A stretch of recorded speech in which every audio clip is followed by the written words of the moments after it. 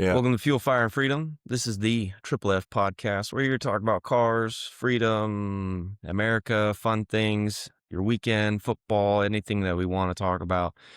Join us, crack a beer, crack a cold one, tell your grandma she's going to crack a whiskey bottle, and join us for a good old discussion on cars. I'm Brandon Bolach with my hosts, Spencer and Jordan, and we're joining you today from Idaho, Illinois, and Colorado. So it's a cold day everywhere where we are.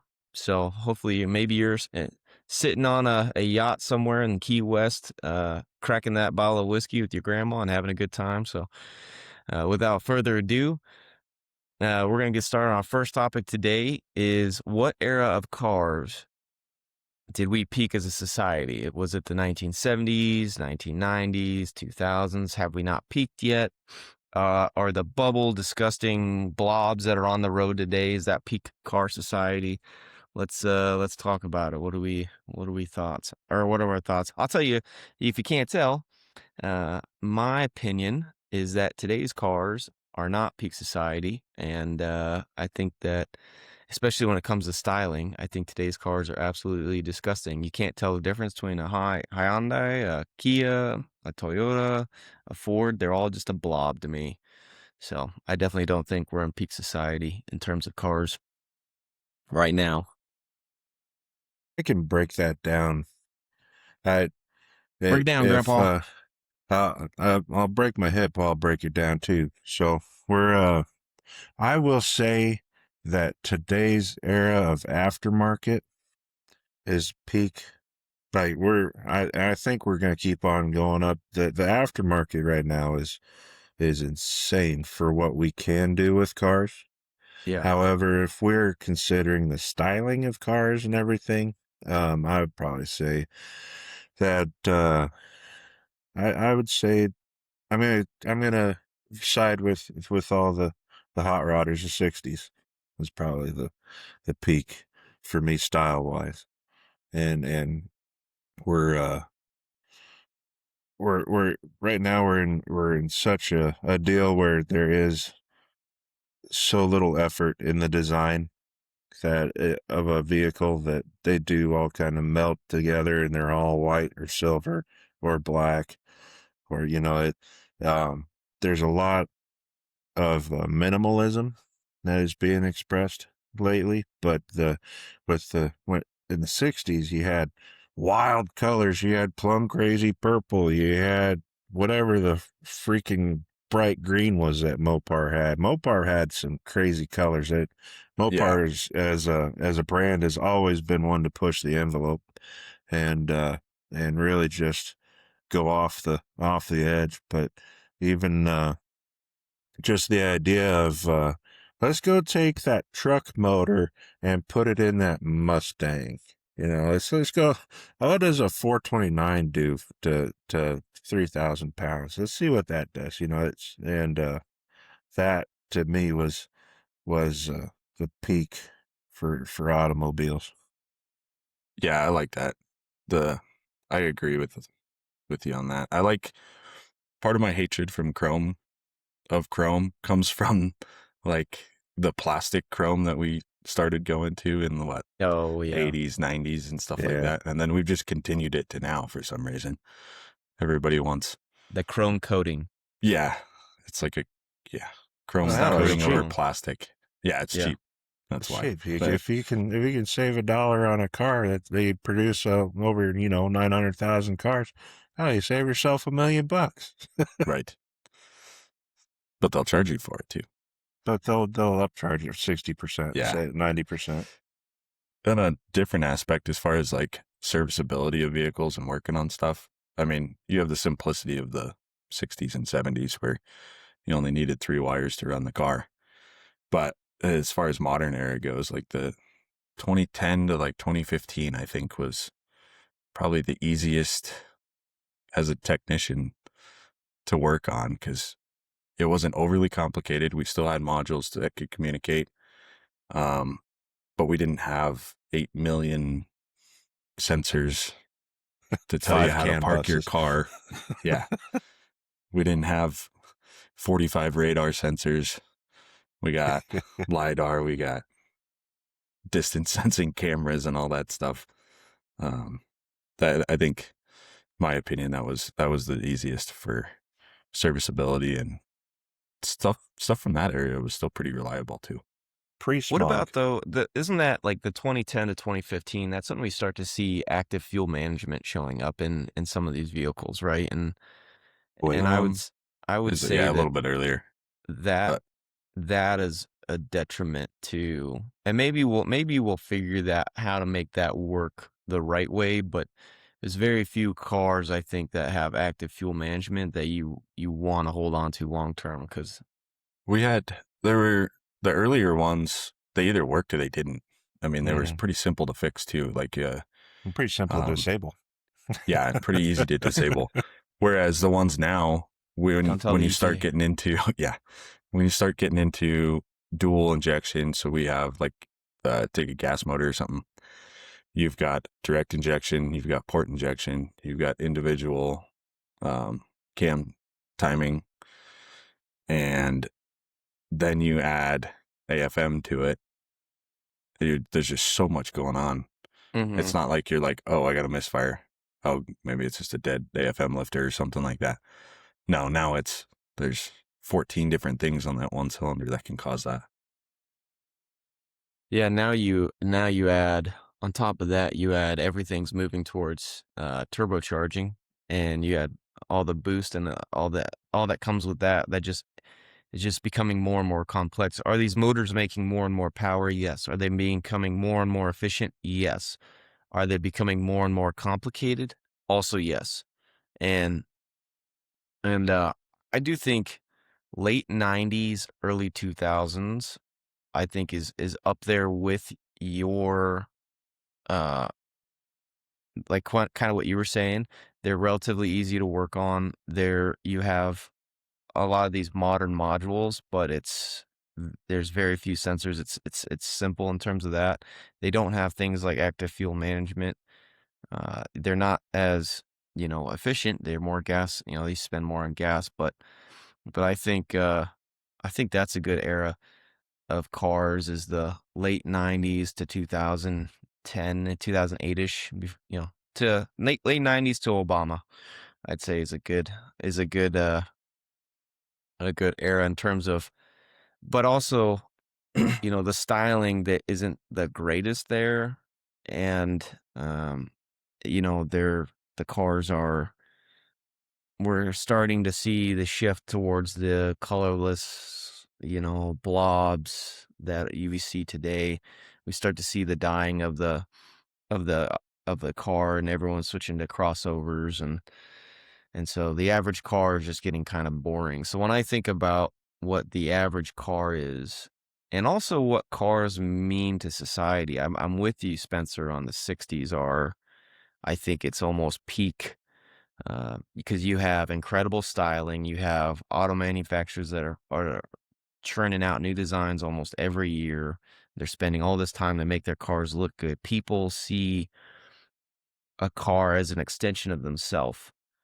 And maybe part of it is, by the time that the 90s came around, we have these, four bangers that are getting 35 miles a gallon, that, people are just using a car to get from point A to point B on their 1 hour commute because they can't live near their job because of how expensive it is to live there. And so cars have become more of a piece of function than they have as a piece of expressing who they are and styling. And don't get me wrong, if you don't know how to tune a carburetor, and those old cars can be quite difficult to deal with.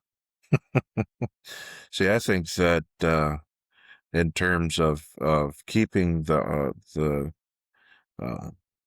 our passion alive, and not only our passion, but we have I think what's saving Chrysler right now is the fact that they do hang on to the coupe and sedan market, just the small car. I mean, Ford only has a Mustang left. I think all the cars are stopped production. All we got is crossovers and trucks, which that's what's saved Ford's ass for forever, is their trucks. You know, the Chevy has kind of struggled in between both of them, but still uh, saw enough profit to keep the Impala around to I think a couple of years ago. Um, so the I think that there's still a market to buy a muscle car, sports car, anything like that. It's just dying because um, we that's where we're seeing there's only one company that really hangs on to that notion of well, I need 700 horsepower in my coupe to, You're my you daily know, driver. I need a Hellcat, but I need, I need a Scat Pack. Well, I need to have the Bumblebee on the fender with the fucking burnout because that's fucking cool, And so I think that's what's keeping a lot of it alive. But back in the '60s, you could buy whatever you want. Hell, I want a 427 Camaro because fucking Howard over there says his fucking Mustang can take me, and all that thing's got is a fucking 289 or so. He says he won't lift the hood. But I think for 427, let's go down to Yanko, see what they got on the lot. It just, that to me was peak tomfoolery. I always get my, I'm told that I bash on grandpas too much, but it's really, I'm just jealous. I think they grew up in a generation that I wish I lived in. Yeah. Because that to me was that I would have loved doing that. Yeah, I just love. I mean, the styling of the '60s cars is great. You have plenty of power. You have, the EPA is not involved yet. The cars are simple. They look good. They run good. Society is booming. It's just a good period of time, I think, for American cars. I mean, and in terms of power, the '60s wasn't really eclipsed until like I want to say the early 2000s before we started making cars that had, almost more power than those cars in the '60s did. Now, granted, cars in the '90s with fuel injection, you're able to get the power to the ground more easily. So, we start to see uh, those cars in the '90s that are doing better. But I mean, in the '80s, an IROC Camaro is not gonna beat, a What are you '70s saying? Chevelle. It's just not. It's just You not saying a going to. 305, a smog down 305 isn't fast? Yeah. Unfortunately, That's no. I mean, that's my reservation as far as going to the '80s and the '90s is all the vacuum lines and how much bad like smog stuff. We went and I'll say a quick story about just recently a friend of mine was looking at a 1986 1-ton GMC, had 60,000 miles on it. A beautiful truck. It's an old fire truck, a brush truck for a fire company. nice. And we we open the hood and this thing is still all stock. I mean, stickers are still on everything. The manifolds don't look like they got hot. How that didn't happen, I don't know. But I'm looking at the freaking accessories. I'm like, oh, this thing has AC, and I'm keep on going. I go, no, there's no AC lines. What's that extra pulley? This thing had 2 smog pumps on it. I'm going, I've never seen those usually fall off by the Right. time that we've seen them. We're young Yeah. enough where a lot of those been modified to the point that they just don't exist anymore. But I'm going, Smog pump got lost in a boating accident. that's it, dude. Took it on a ferry, and the smog pump didn't make it across. It baffled me that I was just like, I can't. I've personally, obviously, I haven't messed around with a whole lot of brand new '80s vehicles, but it baffled me to see how choked down this big block was. So that's for me. The '80s and '90s were starting to get into, I would say, it's the base of where we're at now as far as fuel injection goes, but we had to make all the mistakes that we did in the '80s and '90s to get to here. Yeah. you know And I do want to say, Spencer, I think you're absolutely right. There's never been a better time for aftermarket. I think we're peak aftermarket right now. Yeah, As especially as like the performance side and all that. yeah, and just the ability to keep older cars on the road. There's never been a better time than there is right now, in terms of that, and I think that is something to be said. So, but I think they're two unrelated topics. When is the peak aftermarket era right now? Hopefully, it continues to even get better. That'd be great. And then, when is peak? OEM manufactured cars, styling, colors, functionality, power. Um, 60s, I think, is what we're all in agreement on. The only thing I'll say is it kind of depends on this whole topic. It depends on what it is you value as peak, right? Because if you peak safety, car safety is, the safety of an accident, the 1960s is definitely not peak peak car era. And you're probably looking at cars today or you're much likely or you have a much better chance to survive in a collision in a car made today than you do in the 1960s. But part of that is honestly one of the reasons why I don't like cars of today is because everything is so blocky. You can't see out the windows because there's more There's body more than there is airbags in the window. pillars. Yeah. Yeah. Yes. Everything is, it's just, uh, yeah. I mean, for instance, I have the 100 Series Land Cruiser, and I think it has great visibility. I can see out of this vehicle. I think it's relatively safe. It only has front airbags. That's it. And then you go into the 200 Series Land Cruiser. I went and sat in one, just to see, and it's physically, it's like the same size as a 100 Series Land Cruiser. They really didn't get any bigger, but the interior feels smaller. Feels like there's less space in the actual Yeah. vehicle. And I think that, along with cafe standards, is kind of one of the reasons why cars have just gotten bigger and bigger and bigger. Because in order to keep the same interior space, you got to make the car physically bigger. Mm-hmm. Yeah, I could see that. I only have one vehicle with airbags. Yeah, The 6.4. 6.4. I only have The 3. Crawler 4Runner does not have functioning airbags. Yeah, but it has them. Danger to society. It's Or got just them with yourself, an I asterisk. guess. Yeah, there's an asterisk on that one. All right. Well, real quick, while we're gonna do this, I'm starting a new quick segment that we'll throw in here from time to time. I'm calling it Keep, Crush, and Sell. It's a spin-off of Murder, Fuck, Kill.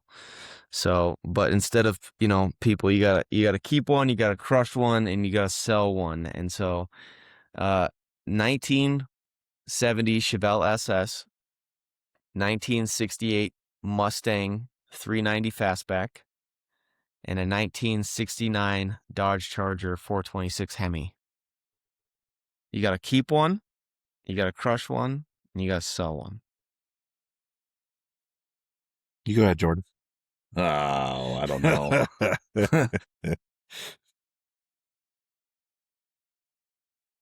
I'll sell the Mopar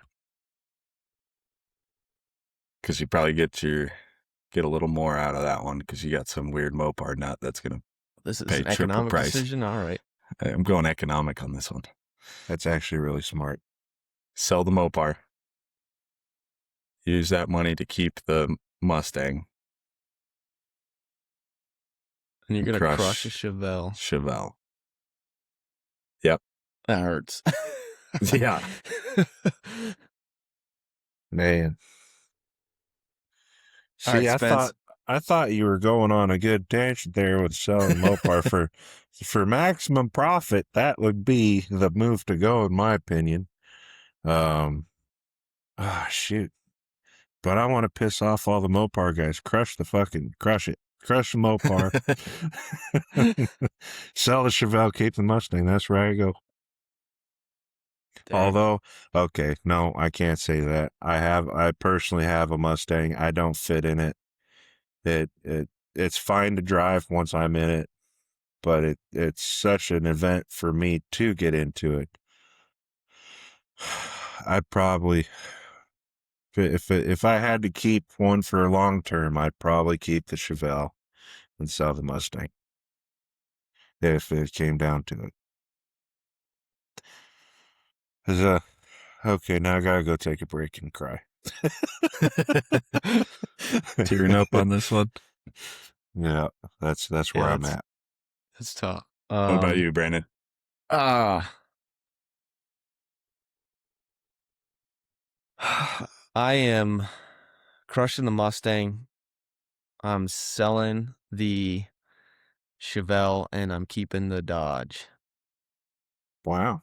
I love You're six. entitled to your incorrect opinion. Yep, I sure am. And it's painful either way. I want to keep all of them. Mm-hmm. I just love 68, 69 Chargers. I absolutely love them. I think they're beautiful cars. Best car Dodge ever made, I think. And honestly, the Hemi version's not my favorite version of that car. Actually, yeah. So I'd honestly would just take a 440, 69 or 68 Charger over a 426 Hemi. So actually, yeah, I'm gonna revise. I'll sell the Dodge. I'll keep the Chevelle, and I will crush the 68 Fastback. Not Eleanor. No. That's a 67. Same Yeah. body style, but yeah. I love 68. I love 68s. Like I love a 68 Shelby GT 500. If that was in there, that's what I'm keeping. But it wasn't. It's just a fastback. It wasn't. I love Mustangs, but Details. if it came down to it that I had to drive it every day, I'd probably have to fucking get rid of it because my back would be fucked up. Yeah. But of course, the dream car for any kind of Ford nut would be Eleanor, right? But yeah, I think that's a good segment. We'll have to do that again. Yeah, I just want to piss. We'll have to pick a couple of those. Yeah, I just want to piss off the Mopar guys. Crush it. just to piss them off. Just to get them going. All right. Well, while we're on this older title, or we're this older theme, we're kind of rolling through the muscle cars and everything. Who won the pony car wars?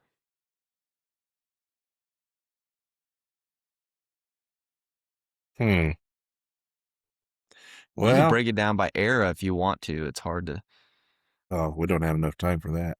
No, Yeah. probably not.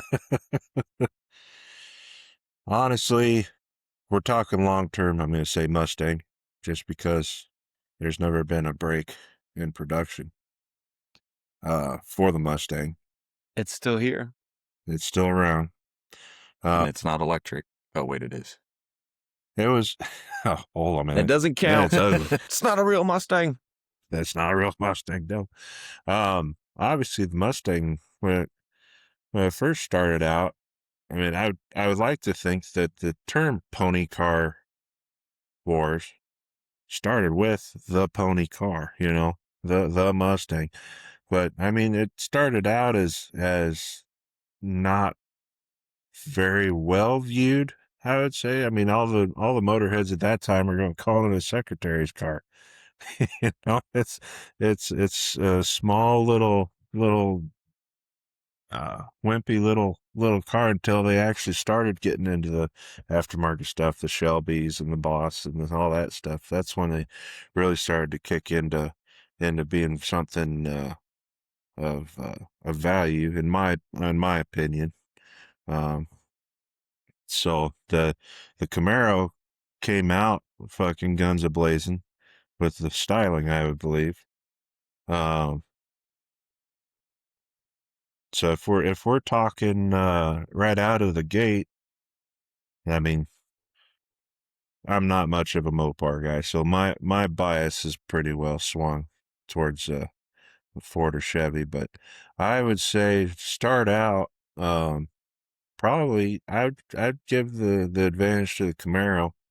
However, long term, I think the Mustang was one that not only worked and really fought for the term and the title, but I mean it stuck around for a reason.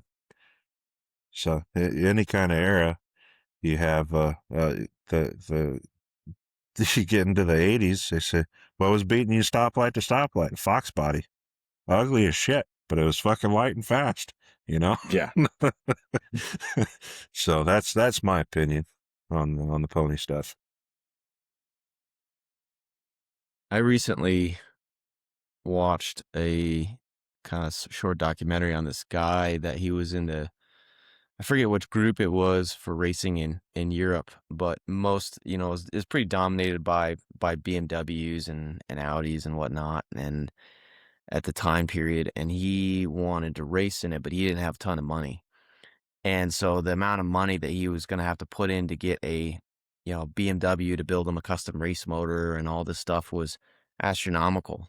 And he's like, well, I could just import a Fox body Mustang and go to someone like Roush and get them to build me, a crazy powerful motor and run it in this European group. And he was doing that.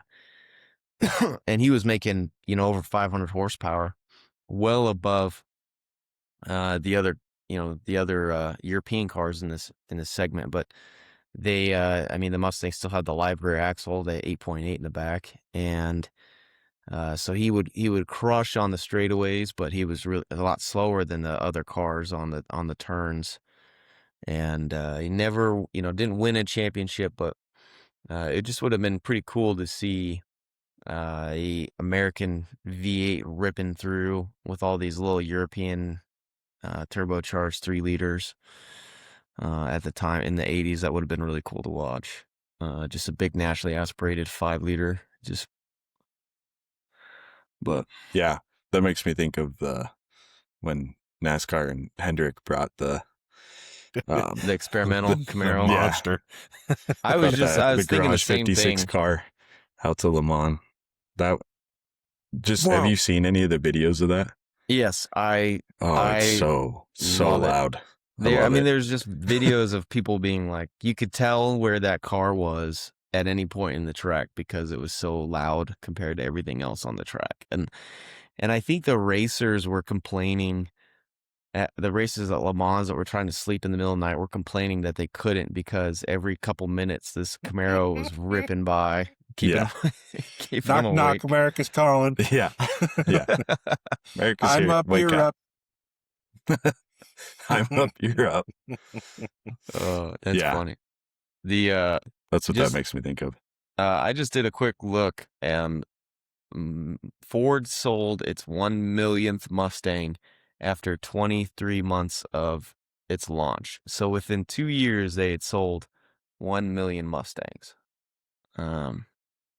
which is pretty incredible. The 1966 model year is the best-selling year of the Mustang with 607,000 units sold, which is pretty amazing. So, Chevy never got there with the Camaro, Dodge never got there with the Challenger or anything like that. But I think I'm with you. I think overall, I think Ford wins. They've never stopped making them.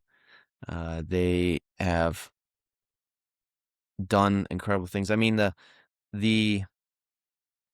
launch of the Mustang, and you guys got to remember this in 2005 when they went back to the current retro styling that I think we're still in today. Man, that car was amazing. That was just because the Camaro wasn't around. The Camaro had died in 2002.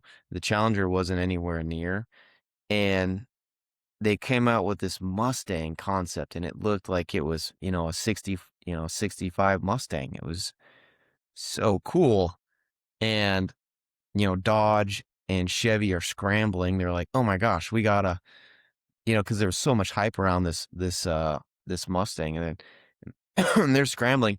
Dodge didn't get the Challenger out until 2008, right? And then Chevy didn't get the Camaro out until 2010. So there was a whole 5-year run between when the Mustang came back with the retro styling until Chevy even came out with the Camaro. And what helped the Camaro out was the Transformers movies. But Bumblebee. What are you saying? That they have expert marketing?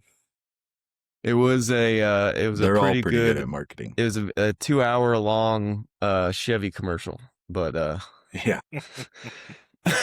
but I think, there's different time periods when I do think that Ford was definitely not the top dog. Like the Mustang 2, nope, not for me. And but I've, I'm not the first person to say this, but I do believe the Terminator Cobras, the 0304 Cobras, that's the original Hellcat, right? Like that's the original Hellcat. That's the Hellcat before the Hellcat. And it handles better too. So kids, if you want a Hellcat that can actually make a turn, go for a Terminator Cobra. I wish that I was 100 pounds lighter and fucking a foot shorter, because man, I would love a Terminator. The 90s, what's that body style? Is SN95? Yes. Is that? I don't fit in them. They're such a fucking struggle. But there was a video on YouTube, I want to say about, well, 10, 15 years ago, of a black Terminator with a Kenny Belt supercharger on it, and he's just doing passes by the camera, and just the whine. What? That made me want a Terminator so bad, because I just want to hear the whine. And now, I mean, you got a lot of cars now like the Hellcats that have supercharger whines and everything like that. But that to me was the original. Was the I gotta be fucking cool. I don't know what a supercharger does or how much it helps, but I just want that whine. I got one of the guys I went to a lot of my Ford classes and stuff through as I was going through all those. He lived up in Craig and had a Terminator with a Hellion twin turbo kit stacked on there. And that thing was rowdy. You ever dyno it? He did. I couldn't tell you the numbers and whatnot, but it was pretty wild. He drove it down for one Ford training class that we had. It was like a little 2-day deal in Denver, and he came down with that, and I was like, that's cool. Going even further, I mean, and the sell my left nut for that car. 2013 or is it 2013, 2014 Shelby GT 500 that had 600 or over 660 horsepower, and that car reached 200 miles an hour. I mean, what was Chevy doing at the time? Not that. What was Dodge doing? Not that. So I think the only era when I think that it was very apparent that Ford is not the pony car winner is the Mustang 2 era. That's about it. That's like us talk about the Mach-E, That was just a little side project that we just don't think about. You just block those. You block that out of your mind. I had one cousin at the family reunion that he goes, he's still family, but we don't really talk about it too much. We could almost get into like the pony truck wars too. And I started doing. Oh yeah, that would be cool. The Lightning, yeah, the SS. Yep, the SS and the.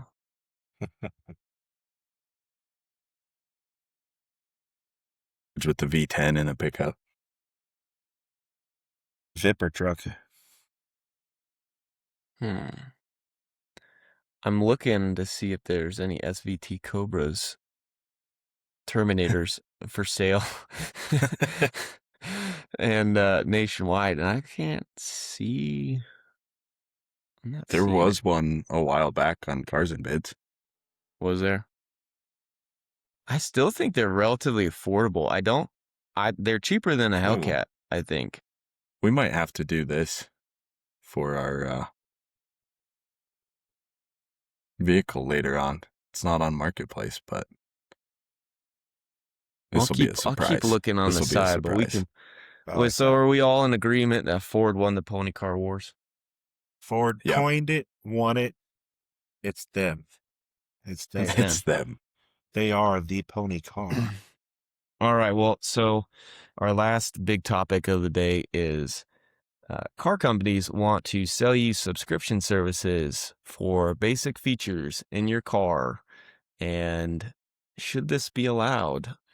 How do we feel about it? Does it matter?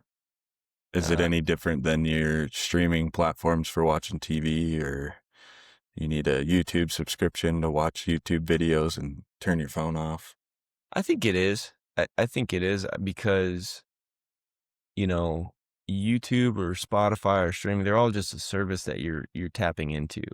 You're not, whereas a car is a physical thing that you were going and you were buying and you're probably financing because they're so expensive these days.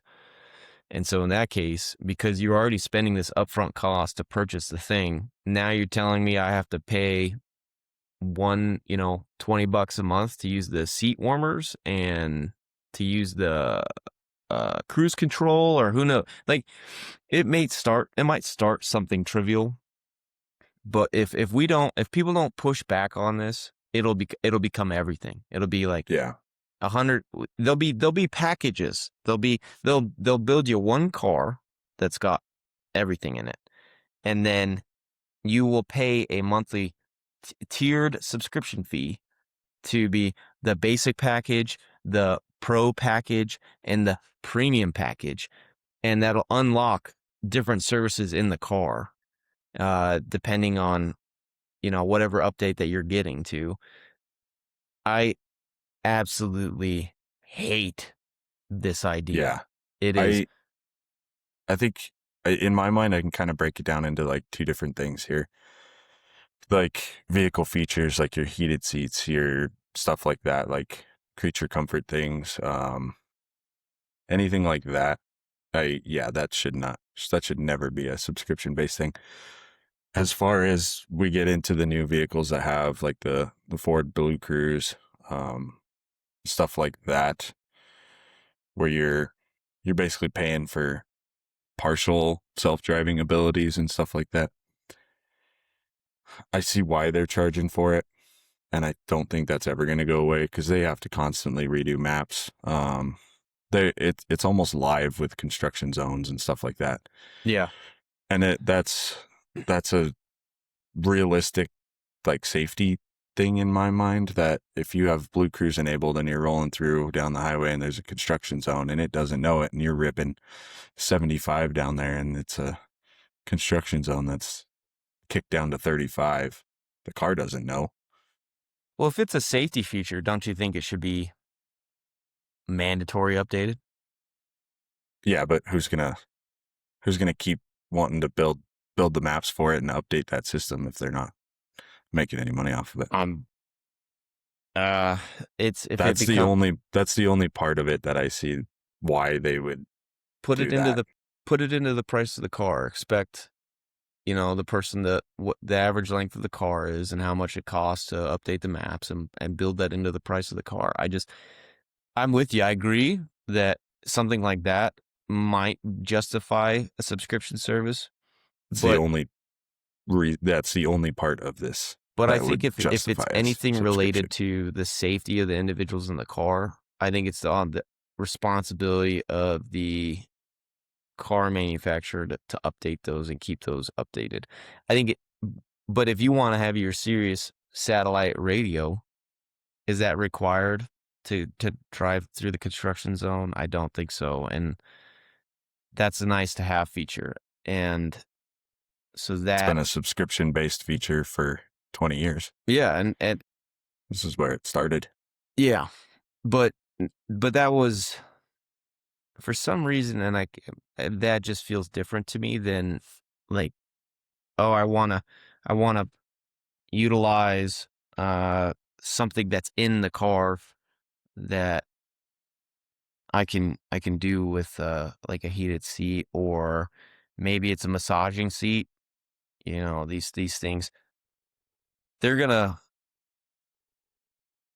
I know they're gonna try. They're gonna try and push it on exactly as I said. There'll be at different tiers, and so that way they only have to build one style, like one car. It'll have everything in it, and that'll decrease the cost of manufacturing. And then all they do is send a software update to it based on your subscription services, and then you'll get what you get. I I don't just agree with it, but I understand why they do it. yeah. To No, me, the it's a whole world fancy we go tax. is it's To fancy me, tax. it's The a whole world fancy we do tax. is subscription based. It's 'Cause if I'm going to move that way. It's trying to. this is an old school way of thinking, but when I buy something, I want to fucking own it. Okay, it's not like, oh, I paid my house off, now I got to pay rent to the fucking the United States every fucking month for my property taxes. You know, if I pay my hard-earned money for it, I want to be able to say that's fucking mine. Okay, Don't get me I started paid on Should I for property grab my taxes. foil hat? I freaking I paid for the fucking seat warmers. I want to use the damn seat warmers. Okay, the president can, if anybody, if the government can say I spent this much money on defense, I want to fucking use it. We should be able to say the same. Okay, that's just how it is. Now, when it comes to entertainment and infotainment and stuff like that, yes, that is that's always something that needs to be updated. But you'd have to have a technical team to support that. Yes, that's something that I would expect. Like when you buy a television and you have applications on it. Well, I want to use the weather app. Well, even though the weather people's wrong, they still have to get paid too. You know, so. Yes, but we have other features where I can still use the TV like a fucking TV, where I have just your rabbit ears, your freaking internet cable. The the idea that you can turn off my fucking seat warmers if I didn't want to pay for it is absolutely absurd in my mind. Because then what? Like we just addressed earlier, what's gonna be next?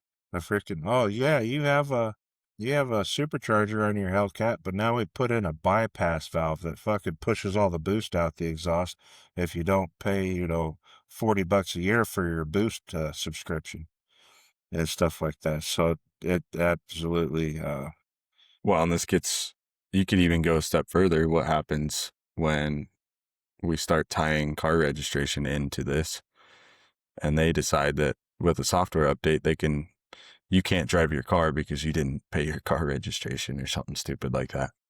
yeah, We're pretty damn close to that. there's a lot of control. It's an easy access into being able to control, especially it's not like we're in Europe where we can't be without a car. I have to travel 6 miles in either direction to do anything to get whatever I need done. And someone decides, well, let's go into another topic. Red flag law. He's a problem to society. He can't drive. Yeah, he can't You drive. know, Yeah, that'll be a start. He didn't pay his registration, so just take his license away. but Yeah. he's not really a problem to society. He just pissed the fucking congressman off, and they decided, oh, yep, there we go, boys. Hold on here. Hold on. I gotta get my space. Hold on now. You guys all made one? Hold on. Oh my No. goodness.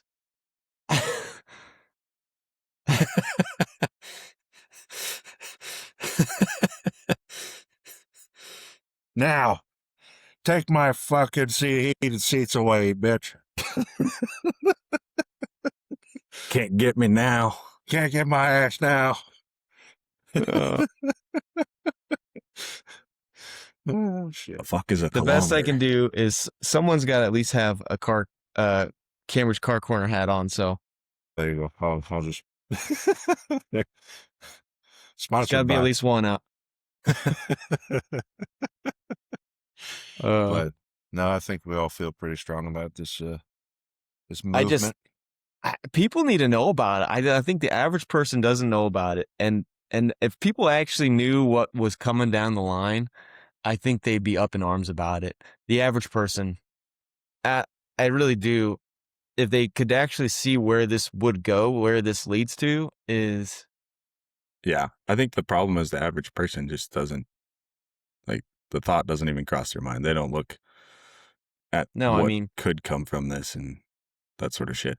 I look at the all the people in California, and I'm gonna piss all the Californians off, but I stayed in Lake Tahoe and for a wedding, and it was a checking out, and I got charged on top of regular taxes and everything a 12% like tourism tax, and I like steam's coming out of my head. I'm like 12%, 12 for what? What do I get out of this for just coming to visit your town? This is crazy, and the guy behind it is like, well, someone's got to pay for the hospitals and all that stuff. I'm like, oh, all the freaking pharmaceutical companies are paying for the hospitals. I need my tin hat. I don't have one. I came unprepared. But I came unprepared. They're going to fry him first. Yeah. but but there it's normalized. People just think that that's normal. They think $5 gas is normal, and it's not. You people are getting ripped off. You are getting absolutely ripped off. You need to get your flaming pitchforks and go to the governor's mansion and politely not start an insurrection. But yeah, I'm not here. I'm not trying to incite an insurrection. But you need to politely, or not politely, protest adequately, without harm or force, or peaceful protest, right? With your flaming pitchfork, and we're gonna have to put a disclaimer in this at the end. The best thing that you can do is just not let these people that keep enabling this stuff, vote them out, get them out, and get people in there that are going to clean up and actually use your money fiscally responsibly. That would require people to actually vote. Yeah, and to actually know that there is a voting day. Yeah. Well, I think before you get, Spencer brought up property taxes, and there's nothing that gets me fired up about more than property taxes. So we won't even go there. But let's keep moving. All right, we got some. Jordan, it's time for some steals, deals, and disasters. So okay, I'm gonna take the hat off for this one. I think they're still aiming at me, so I got a couple seconds. Ding, ding, fresh good. Yeah. All right, this is on Cars and Bids. I just saw this. I hope it is what I think you're about to pull up. It probably is. I was looking for Terminator Cobras, and I opened Cars and Bids, and this thing popped up, and I was like, wow. This thing's cool. What's going on here? Does it have a Terminator in it? No. No. So it's a Duramax. This is posted as a 69C10, but it's got a Duramax,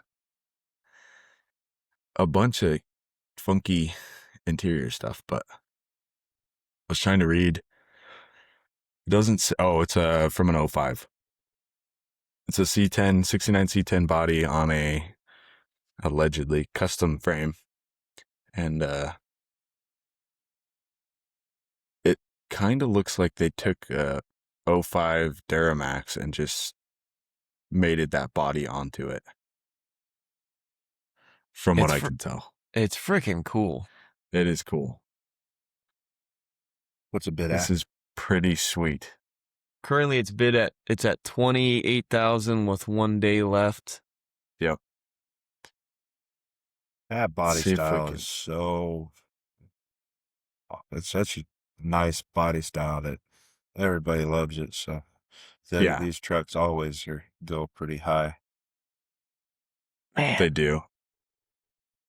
What could you buy a 05 Duramax for right about now?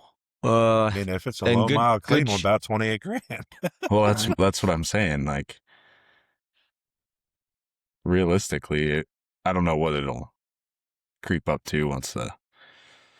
I think it probably goes for maybe 50. I'm kind of thinking so too. But at 28, he's still got the push button 4-wheel drive. Yeah. What's integrated into it. Yeah. Oh, nice. Nice touch. It's well done. It's I'm not really gonna lie, well this done. is they put some time and cool stuff into this. That, folks, go spend your hard-earned money on that and make that your daily driver. And don't buy Now hold on. You don't know how much now Pondo's under there. Right. Yeah, but that is better.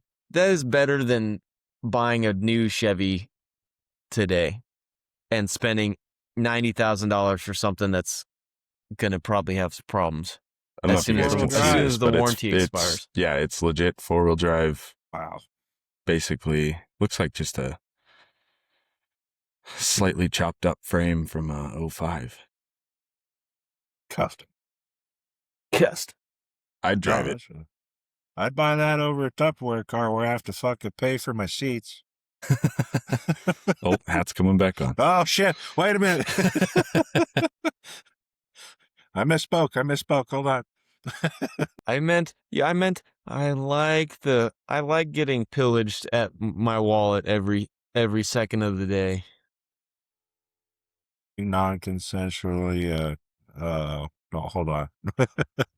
This is a family show. There's Is it? yeah, I wonder what this would be oh, titled as.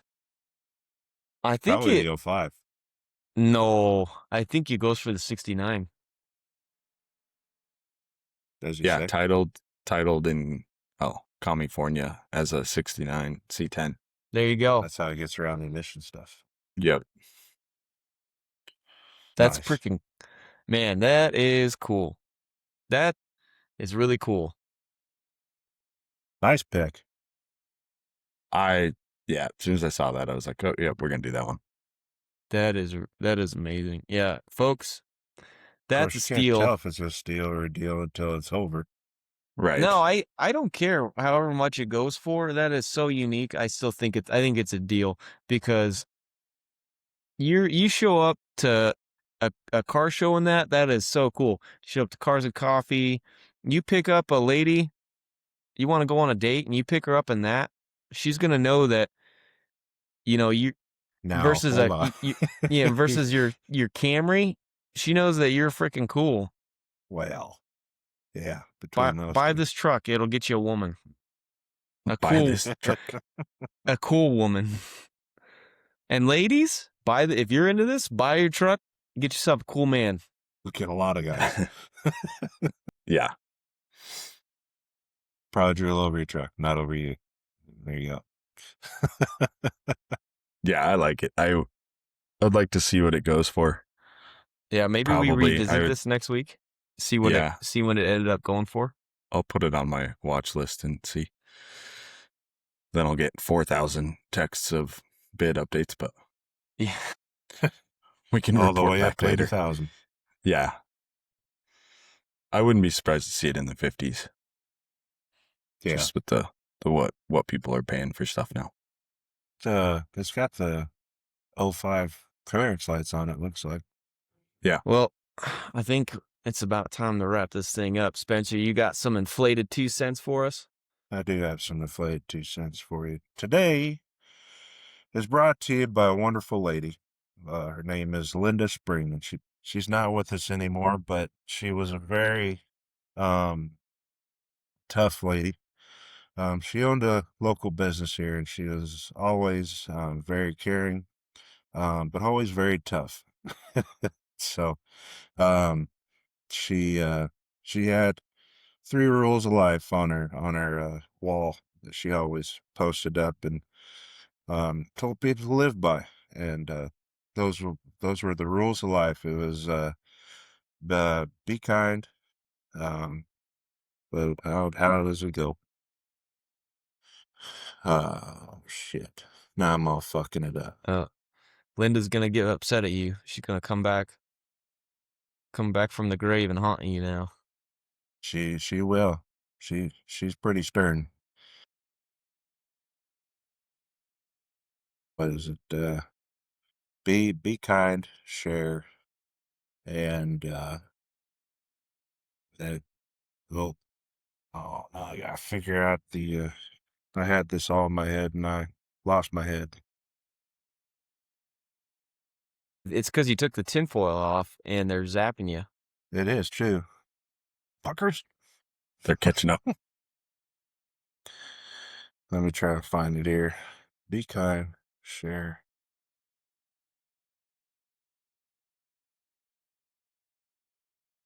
Oh man. Good at messing this up.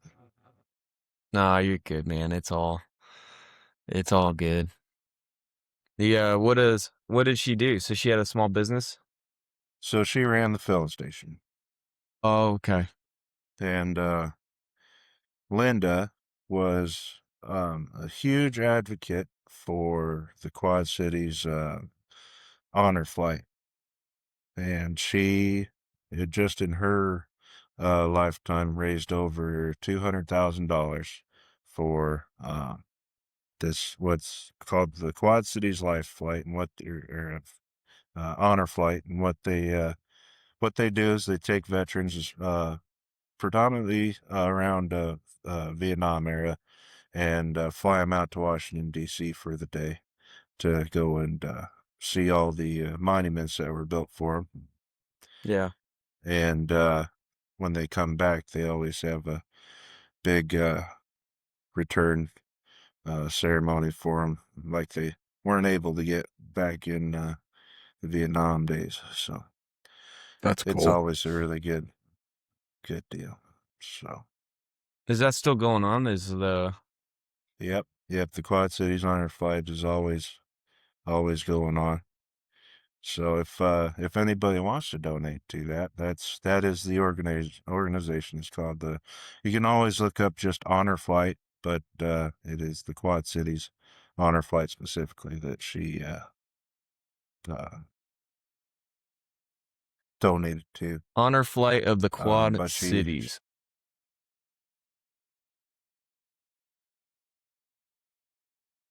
Folks, if you're interested in donating to that, it is the Honor Flight of the Quad Cities, and their website is honorflightqc.org. There's of course other events that she helped support, but the bigger one that she donated to me to shave my beard off for Shave for the Brave, which was you put a bounty on your head or your beard to shave it all off, and so we raised enough to the Shave for the Brave donated back to the honor flight. I was able to send 2 veterans back to DC. But That's the power of beard, folks. It was a lot shorter than this one, believe it or not, back then. But that was two rules for sure. It was just be kind and share. Just be nice to people. You know, it's a hard life out there, and just it helps to not be as hard on people. So there's my 2 cents. Thanks for the nickel, Spencer. We appreciate it. Absolutely. And rest in peace to Linda. Sounds like she's a pretty incredible woman. Absolutely. I wonder, do you know if I ever met her when one of those times down at the filling station? More than likely. Yeah. Yep. If folks, if you're ever in Bishop Hill, Illinois, the filling station's a good place to get a bite to eat. Absolutely. Always. All right. Well, with that wraps up this episode of Fuel, Fire, and Freedom, the Triple F podcast. Just remember, tin hats, very inexpensive, will save your brain. You can find us on Instagram, TikTok, the whole works. We are just a couple of guys that are here having a good discussion, and we appreciate you listening to us, and we'll see you again in the next episode. Thank you very much.